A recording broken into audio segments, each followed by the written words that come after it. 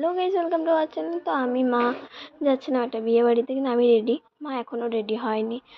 Video করতে করতে এসেছি, তখন দেখছি মায়ের সোনার কানে পড়ে গেছে।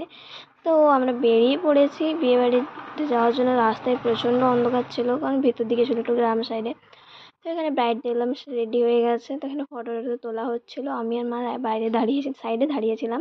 তো এখানে মা বুঝতেই পারিনি আমি মায়ের ভিডিও করছিলাম। লাস্টে জিজ্ঞেস করলো যে তুই কি আমার ভিডিও করছিস? আমি বললাম হ্যাঁ, ভিডিও করছি। এখানে ফুচকার দোকানে দেখতেই পাচ্ছ, স্টলে প্রচণ্ড ভিড় ছিল, আর ফুচকা ছিল আর কফি ছিল।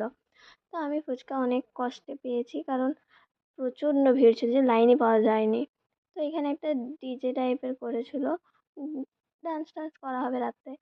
আমি খাবার টেবিলে চলে এসেছি। তো ফার্স্টে ছিল স্যালাড আর সস, আর ছিল বেগুনি, তারপরে রাইস, পনির, আর ভাত, ডাল, আলু পোস্ত, আর মাংস, এমনি চাটনি, মিষ্টি, পাঁপড় যা যা থাকে। ওইটা ভিডিও করা হয়নি। তো আমি আইসক্রিম খাই। তোমরা ভিডিওটাকে লাইক, কমেন্ট, চ্যানেল সাবস্ক্রাইব করো।